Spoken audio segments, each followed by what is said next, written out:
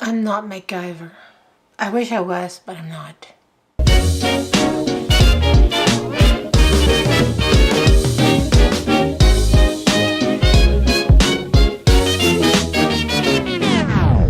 Hi. My desk is a mess right now. I've been working on something I want to share with you what I've been doing. When you're filming yourself for anything, be it YouTube or you're filming little Snapchat things or whatever, you want to see yourself. It's always better when you see yourself. I bought a little cheap monitor, a 7-inch. Was it 7-inch or 5-inch? Let's measure it. 7-inch monitor, and it's installed permanently on my ring light in front of me. You've seen it in my setup. I can see myself again.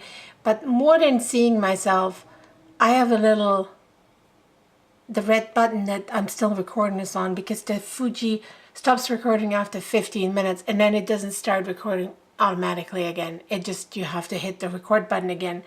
So it's set up for showing me that the record button is flashing and that my face is in focus. And I can see that with a green rectangle or square on my face. Now, this is working well for me when I'm sitting at my desk, like right now.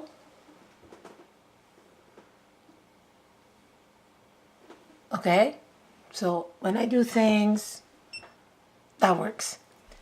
But when I'm not at my desk, when I'm on the road somewhere, like my poor attempt this weekend, or if I'm even in my own house, because of the monitor being not with the battery, I need a plug-in. I need a plug-in for the ring light, and it just doesn't work for me. So I was looking for a smaller monitor to bring with me when I'm on the road or when I want to switch locations in the house. And I could not find anything. I wanted a small one, like really small one, 5 inches or smaller, and I couldn't find anything. So I thought I'm gonna hack a mirror, and that didn't work for me either. Installed in the mirror, and then the mirror would, because my Fuji doesn't have a flip out screen. So I looked and looked and looked, and finally I found this thing on Amazon. It's a tiny little screen. It is produced in China in order to attach it to a Raspberry Pi motherboard. And it has a HDMI in, and it has a micro USB in. On a whim, I ordered it. It was $40 Canadian. I ordered it and I couldn't believe it actually worked. I now have a little screen that I can use with my camera when I'm on the road. I made this rudimental enclosure for it because I don't have a 3D printer. I wanted it to be small as possible, so from an old phone case, I made a little case for it, and I mounted it on there with Gorilla Tape, and then on the back, I attached a tripod mount where I'm gonna buy a tripod. I'm gonna attach it somehow. Bear with me. Most important thing is this thing is now a functioning little screen. The only problem is, like, okay, there's several problems with it. The color is crap. You cannot make sure that the color is right. You gotta trust your camera on that, and I'm gonna trust my Fuji. If I set it up with all the settings that I'm gonna do with then it works. You can see yourself. You can see that you're in the frame. The ratio is wrong. You kind of squished a little bit. You can see that the red video recording button is on, and you can see the green box around your face, so you can see that you're in focus. And that really is all that matters. And for $40, I'm not going to complain.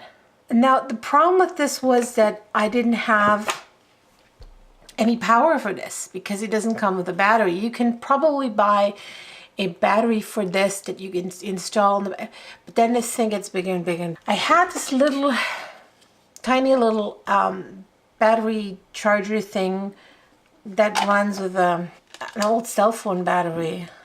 And that worked, but then I thought, you know what, I also need a light. And I realized I had this thing from BioLite lying around in my house. It's basically, it's a little tiny torch. Okay? It's a torch that also has a power outlet and can be recharged.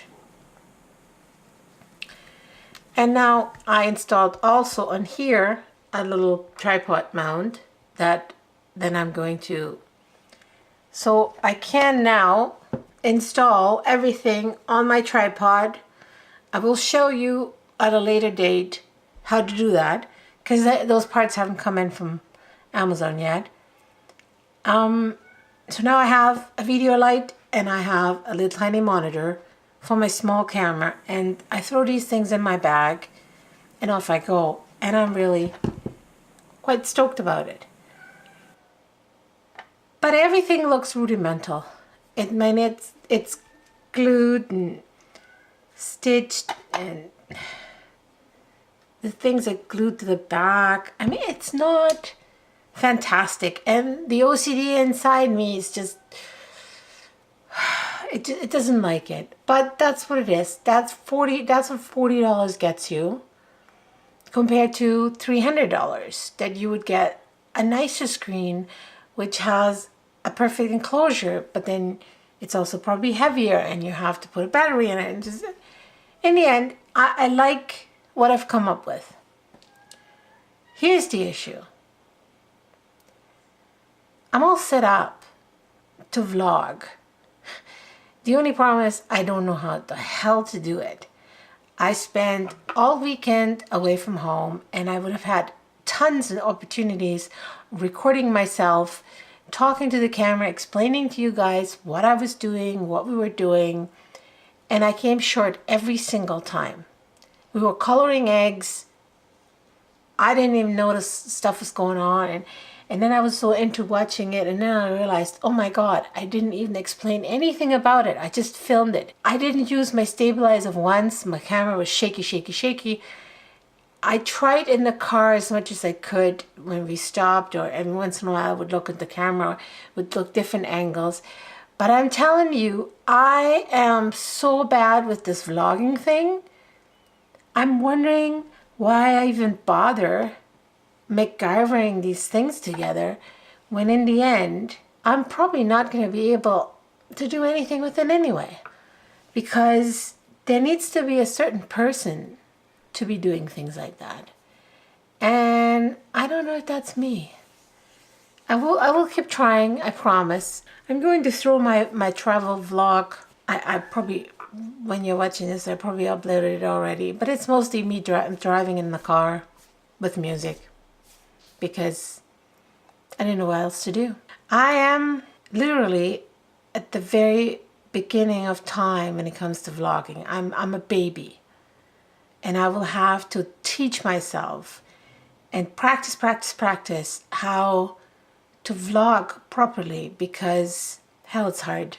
When you're living the moment, you cannot step back and realize, I need to talk about this to my viewers. I need to explain what's going on. Yeah, I know what's going on. You know what's going on. But the people on the other side of the screen, they don't know what's going on. And I need to give a continuity that I don't know yet how to do.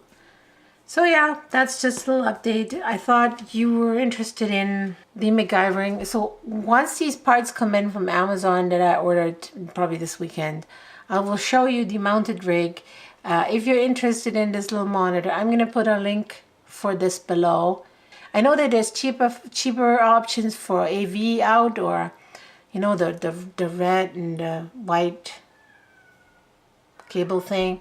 But the Fuji only takes HDMI, and it has to be an HDMI monitor. So for the Fuji, this works. And then I will explain in detail how I mounted things and what it's looking like right now. But so far, I just wanted to throw a little update in there and saying that I failed miserably this weekend. Anyway, I'll keep trying. If you keep watching, I'll keep trying. Thanks for sticking around. I hope I see you again soon, and until then, have a good one. Bye.